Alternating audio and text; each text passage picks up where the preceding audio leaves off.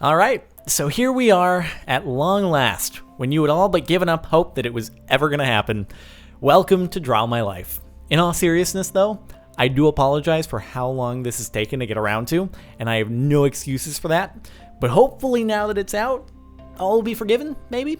But I guess that's up to you. You're going to have to bear with my stick figure drawings because unfortunately, I'm not much of an artist, but hopefully it'll turn out alright.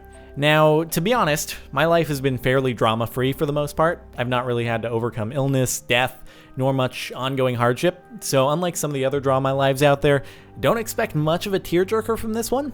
That said, let's get on to my life story, or at least as many of the more important bits that I'm able to remember and condense into a video. So in the year 1992, I was born a little bundle of joy in the City of Angels, aka Los Angeles, California. My parents were never married, and I don't think they were together for all that long, as I have no recollection of a time when I was with them both in the same household, though admittedly, I don't have much recollection that far back whatsoever. My mom had previously worked in television and at the time was writing a book, and my dad was and still is an architect who worked on a variety of commercial and residential projects. I lived with my mom for the majority of the time and visited with my dad every few weeks. While my memories from such a young age are all but non-existent, and I'm mostly going on things I've been told by family members, I do know that early on I loved basketball and cars. I had a miniature Michael Jordan branded basketball hoop at my mom's place, and apparently I was really good at scoring on it, given my age. Occasionally, I'd have a chance to sit on my dad's shoulders and try to shoot into a full-size hoop, which was a super exciting event for me. Pertaining to my love of cars, I had a toy that I would take with me while being driven places. It was this colorful little plastic dashboard thing that had a steering wheel with buttons and switches that I would use to pretend to be driving the car from the backseat while also simultaneously being a backseat driver, seeing as I'd always dictate to my mom which route between the 405 freeway and Sepulveda would result in a faster trip. As we'd be going along, I'd always call out the makes of all passing cars that I possibly could. I even had special names for certain cars, including the Bomba Mercedes, which is what I called my grandma's Mercedes because I wasn't able to properly pronounce grandma's Mercedes. While my basketball playing sort of faded as I got older, my obsession with cars has definitely stuck with me to this day. Anyway, I lived in LA until about age 4. The first couple years were in a condo with my mom, the next 2 with my mom and grandma in my grandma's condo, and at that point, my mom decided to move us both to Santa Barbara, which is located about 100 miles north of LA. I think she figured it was a better place for a kid to grow up, which I think is true. So that's where I ended up living for the next 15 years, while still visiting with my dad every few weeks, alternating between meeting him in Santa Barbara and LA. And along with the move, my mom decided to pursue a new career in graphic design, which is what she's still doing now. Now, while I have sort of vague memories of the preschools I attended, most of my school memories begin in elementary school. I was always fairly ahead of the curve in academics, but social interaction wasn't necessarily my strong point. So with those two factors combined, early on, I could sometimes be that obnoxious kid who would complete sentences for other students who were having difficulty reading aloud. Now, don't get me wrong, I was never actually mean. I just really like to be the best at everything, which admittedly isn't something that's ever faded from me completely. But at a very young age, I don't think I really understood the fact that sometimes showing everyone you're better than them at certain skills doesn't make them interested in hanging out with you. So with that said, while I always had some friends growing up in school, hanging out with other kids was never a huge priority for me, and instead I focused more on solo activities like skateboarding, and of course, video games. The first gaming device I had was a Game Boy Color that my mom got me when I was 5 years old, I believe, and I played that thing like there was no tomorrow, Pokemon Red being my favorite game by far, and one of my favorite games to this date, for that matter. I must have beaten the Elite Four like 500 times, partially because some kid told me that if I beat it that much, I would get rewarded with a special Pokemon, and I totally believed him, probably because he believed it himself as well. And I also totally used the item duplication glitch on my rare candies to level up all my dudes to 100. Not a big deal. In second grade, I was able to convince my mom to get me a console, which was a tough sell, but after using my impeccable second grade rhetoric, I came home one day with a Dreamcast, which I chose because I wanted Sonic Adventure like nothing else in life. So elementary school life carried on fairly uneventfully. I really disliked school, but still did all my work and got good marks academically, got a GameCube around 5th grade and kept playing video games, kept getting better at skateboarding. I'm trying to think if there's anything else noteworthy that happened. I mean, in around 3rd grade, I took a pretty scary looking fall on my skateboard when I tried rolling in on a vert ramp without realizing how much speed I would actually have on the other side. And I ended up launching out of control and falling like 15 feet flat onto my back. Could have broken my neck, but I didn't actually end up injuring anything, which is actually really surprising. So a bit anticlimactic there, but that may actually be where my fear of pushing myself too far in skateboarding stemmed from. When I was around 12 or 13 years old, I was actually at the level where if I'd stuck with it, I could have had a chance to go pro, but I could never actually overcome my fear of injury. So, oh well. On that same topic though, later on in 6th grade, I actually got on the front page of the local news press for some skateboarding stuff, which was pretty cool.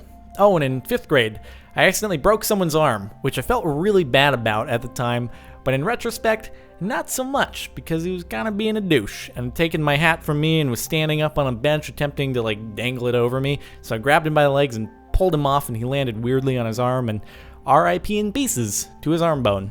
Actually, probably most significantly, over the course of kindergarten to 4th grade, my mom met and married my stepdad, who is a pretty cool dude. So jumping back into school stuff, after graduating 6th grade, because I still really disliked academics, I ended up going to this really weird, non-traditional private school for a year. Only went to it for a year because I realized it was a pretty terrible idea about halfway through that year. Basically, it was a babysitting school where the first half of the day was dedicated to extremely subpar academics, and the second half of the day was more or less playtime, which sounds awesome, and that's why I went initially, except I ended up realizing that I would be left way behind by the time I hit high school, and despite the fact that I obviously wasn't a huge fan of academics, I did acknowledge their value and decided to abandon that ship before I got too far behind. So I landed back in the public school system for 8th grade, and then I went to Santa Barbara High School, which I bet at least one person watching this actually attends now. During high school, just about everything I did was done with the end goal in mind of getting into a good university.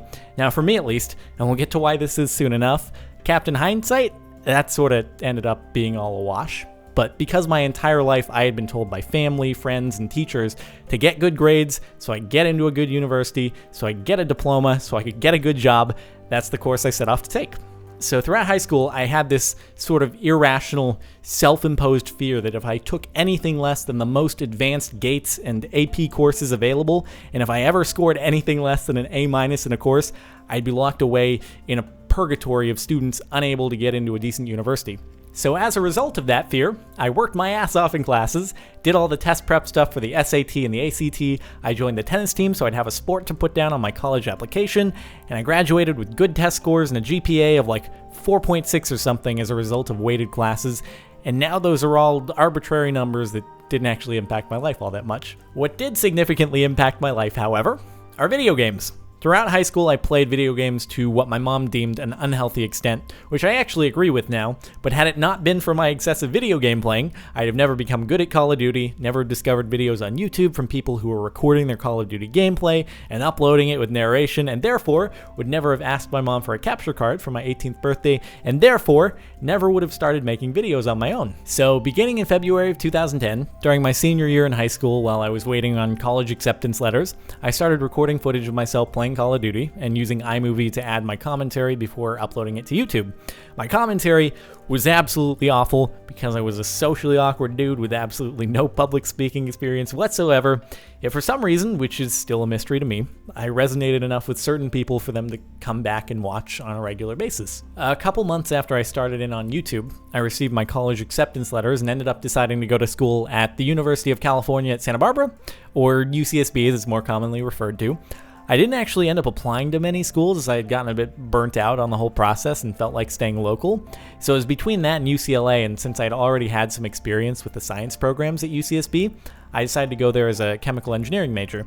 More importantly, however, that same April, I had submitted some Skate 3 videos to machinima.com and ended up receiving a directorship contract in return. I remember being in the high school library when I saw the response email, and I think that's just about the most stoked I've ever been in my life. For those of you not familiar with how things were on YouTube at that point, basically, Machinima was the biggest thing in gaming, and to be a director with them gave you the ability to submit videos that they would post on their channels, and it was like, holy crap, My videos get to go up in the same places as Hutch and Cnanners and Tabes and Only Use Me Blade, and this is awesome. And not only that, but this is back when the YouTube Partner Program was structured very differently, and Machinima had some of the only channels out there able to monetize gameplay footage, and in posting videos on their channels, you got a share of that revenue. And so it was like this unbelievable dream come true scenario for a person like me who had just started off on YouTube and didn't even know about monetization. But even then, the concept of earning money on videos was like completely eclipsed by the prestige that I felt in being a machinima director. So my senior year in high school wrapped up, and that summer I started putting out videos on a more regular basis, up from like 1 a week during school to sometimes 2 or even 3 now. And then, as a huge added bonus, at the end of the summer, Machinima rolled out their affiliate network, so my channel became partnered, and now I was able to earn ad revenue off the videos I was posting there. But it's really funny, because I remember that the thing I was most excited about was not the fact that my videos would earn ad revenue. No, it was the fact that I'd be able to have a partner banner at the top of my channel page, and to me, it had always been the most awesome thing ever. At the same time though, as I got more and more into the YouTube thing, my mom became concerned that it would impact my academics once I started in at UCSB in the fall. Since my family would be footing the bill for school, which by the way is something that I was extremely lucky for, she wanted to make sure I'd get the most out of it, so I had to promise I wouldn't allow myself to get distracted. So of course I told her schoolwork has always and will always be my biggest priority, which I did mean sincerely at the time, since YouTube really was just a hobby and I didn't envision it taking off as much as it ended up doing. Now I'm sure some of you watching can look back through your life and find a moment where something happened that seemed very trivial at the time, but in the long run ended up having a larger impact on you than you could have ever imagined. For me, I think without a doubt the most significant instance of that happening is the fact that I was awarded a single dorm in my freshman year at college. I'm a bit of a neat freak, so I've never been a huge fan of sharing my living space with someone, and figured if I were to share a dorm room with someone else, I get extremely frustrated and end up becoming worst enemies with my roommate. So as a result, I filled out the housing form indicating that my first choice was a solo dorm room. That said, however, there were around 10 rooms per floor for each gender, and only one of those was a single, which means I got extremely lucky because had I ended up getting a roommate, it's likely my YouTubing would have faded away since I'm super self-conscious and hate recording when people can see me do it. Now, despite my dislike of school in the past, I was actually pretty excited to start in on college because I had thought that finally, after years of writing book reports and taking history classes and doing work that was completely irrelevant to my interests, I'd finally be able to focus on my strong points of math and science. Welp, it turns out I couldn't have been more wrong. If you're not familiar with the way undergraduate work is structured, in order to get your degree, you've got to complete a bunch of general education requirements on top of those pertaining to your major. So for the first couple of years, even if you're in a science-based major, you've also got to do writing, history, art, etc. And this frustrated me to no end because I couldn't understand why my family was shelling out $30,000 a year for me to attend a bunch of classes that taught me things I would just forget a couple months later. So now's the place where we start getting into the stuff I haven't actually shared publicly before, despite it having taken place while I was making YouTube videos. I'll get to why that is shortly, but for now, I'll keep on with the story. So, because so many of these classes revolved around topics in which I had no interest, I started skipping lectures, I would rarely do the assigned textbook readings, I'd skip over optional homework, and while I didn't want to admit it to myself back then, I can openly say now that I was just burnt out and my heart wasn't really in it any longer. I also hadn't really connected with many of the people in my dorm because for most of them, free time meant time to get drunk, and that just isn't something that brings me enjoyment. So as a result of these factors, the whole promise I had made to put YouTube on the back burner sort of went out the window, and I actually started spending more time on it in order to escape the frustration I felt with school. I still kept my grades in the A and B range throughout that first year, just because I knew I had to, but I did the bare minimum required and nothing more, which I hated myself for, but I just couldn't find the motivation to do anything extra. Gaming and YouTube was my extra because it was something I enjoyed. So finally, because a change needed to happen, I decided to switch my major to computer science based on that lifelong interest I had in video games. And this is something I actually did make a video on back then, except I sort of played it off as if everything was all fine and dandy when it really wasn't. So let me take a step back and explain why I had actually gone with chemical engineering in the first place.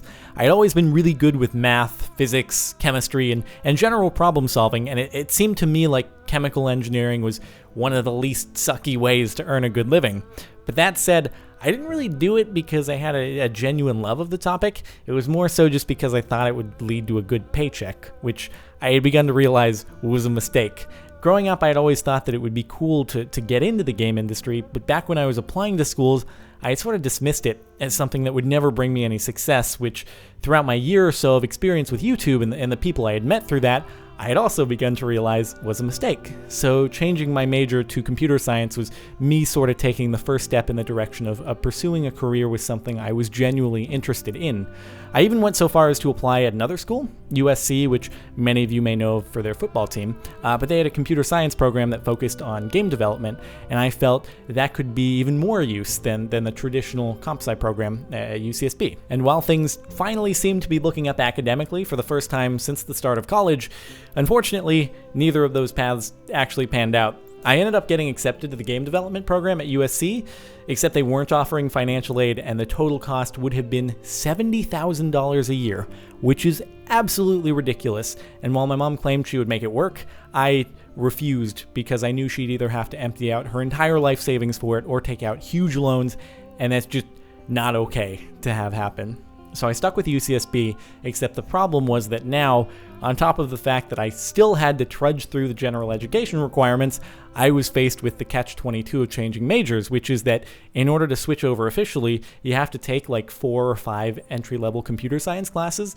and earn a certain GPA in them, except the problem is that existing computer science majors are given priority to join those classes, making it extremely difficult to get in if you aren't already in the major. So I tried to get into the introductory comp sci class in the third quarter of my freshman year, except it filled up with people already in the major, so I had to wait and start in with a summer course. At the same time though, since it was summer and that comp sci class was the only other thing occupying my time, I got back into focusing on my channel full force. It was actually doing very well at the time. I gained a pretty substantial amount of long-term traffic as a result of the TNT music video, which went up in February of that year, and I wanted to follow up TNT with something even better.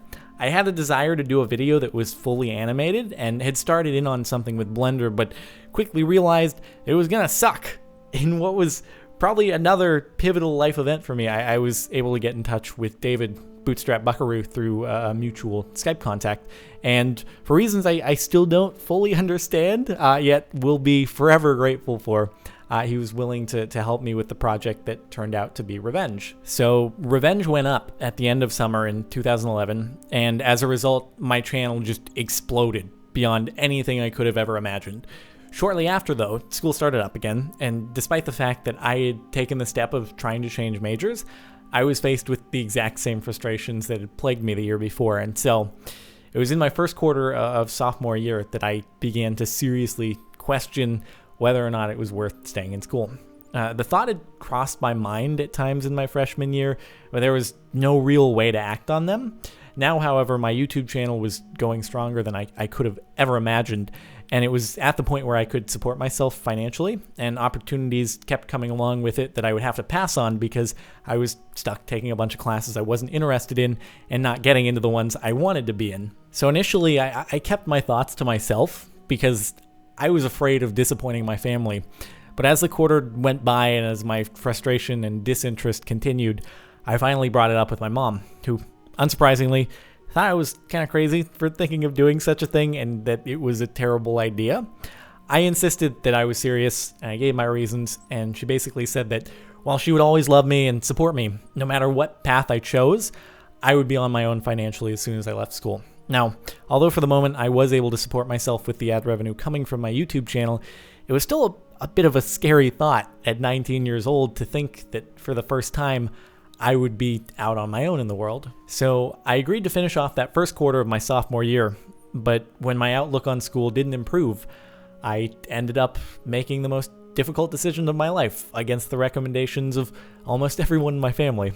Ultimately, it boiled down to the fact that school would always be available for me to go back to, but the opportunity to pursue something I love doing might only be available for a short amount of time. So after the first quarter of my sophomore year, I took a leave of absence, and now, over 2 years later, it's the best decision I have ever made in my entire life. And man, does it feel good to finally get that off my chest. The reason I chose not to share it back then when it actually happened is there are a lot of people out there who think they know what's best for you. And let's be honest, I don't think there would have been many comments on my videos telling me that I was making a good decision. And that's just not something I wanted to deal with. It was enough of an internal struggle for me. And I didn't want to deal with thousands of other people telling me I was being an idiot when I knew the only person well enough equipped to know what's best for me is me. And at this point, if it were to all end tomorrow and I were forced to go back to school, this experience is not something that I could ever regret. So back in December of 2011, I started doing YouTube full time, and that enabled me to post videos every day while also working on music videos and also just enjoying my life for the first time in years. Sure, things were and are stressful every so often, but everything I was doing was something that I enjoyed doing, and that is the most awesome feeling in the world. In May of 2012, I moved from Santa Barbara to LA because there's such a large focus of YouTube-related activities that are centralized here, and since I was born there and I visited every few weeks to see my dad throughout my entire life, it wasn't really a huge transition for me. So since May of 2012, I've been living in LA and doing the YouTubes. Around March of last year, I decided it could be helpful to have some external assistance so I could do more stuff on the side while still being consistent with videos. So I actually ended up hiring Nick, aka Enfen. I had met him through YouTube and known him for a couple years, and myself and other friends had tried to convince him to move out to LA previously, but I mean, quite reasonably, he had always been uneasy about the idea of moving across the country without knowing he'd have a job beforehand. I thought he'd be happier living here than he was in Minnesota, so I offered him the job editing the daily videos, and he moved out in May and has been doing that since, and that's allowed me to start posting a couple videos a day while still leaving enough time to work on side projects like music videos, because I have the terrible problem of having too many hobbies I'd like to pursue while still wanting to bring you guys consistent content on YouTube. I was being sarcastic. It's actually a pretty nice problem to have. But I'm very pleased to say that for the past 7 months, while Nick has been editing the daily gameplay content, seems like people have been as happy with videos as they had been before the transition was made.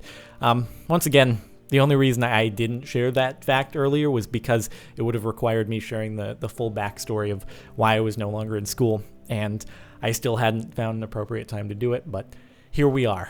And then just a few weeks ago, I closed on the purchase of my first home, which brings us to the present day. And at long last, you know the full extent as to how much you guys have impacted my life. And man, it feels good to have finally put that all out there. I'm so sorry for not doing it sooner, and I hope it doesn't feel like I've betrayed your trust.